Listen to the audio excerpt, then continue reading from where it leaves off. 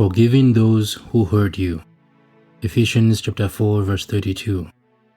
And be ye kind one to another, tender-hearted, forgiving one another, even as God for Christ's sake hath forgiven you. Ephesians chapter 4 verse 32.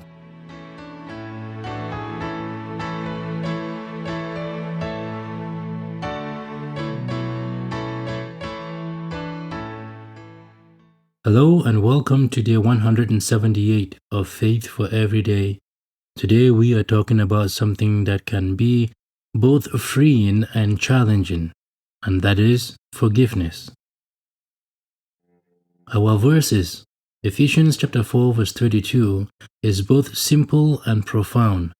And be ye kind one to another, tender-hearted, forgiving one another, even as God for Christ's sake hath forgiven you. The last part is key. Even as God, for Christ's sake, had forgiven you. It means that the reason we forgive others is because we have been forgiven first. Forgiveness is not about saying what someone did was okay. It is not about pretending it never happened. Instead, it is about choosing to let go of the bitterness and resentment that can poison our hearts. You see, when we refuse to forgive, we end up carrying a burden that God never intended for us to carry. Unforgiveness weighs us down and keeps us from experiencing the joy and peace that God offers. It also makes it harder for us to grow in love and compassion. Forgiveness is a decision, a choice to release someone from the debt you feel they owe you.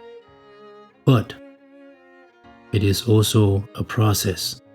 You may have to forgive the same person more than once in your heart, especially if the hurt was deep. That is why Paul tells us to be tender-hearted. We forgive not because the other person deserves it, but because Christ forgave us when we did not deserve it either. Let us think about the cross for a moment.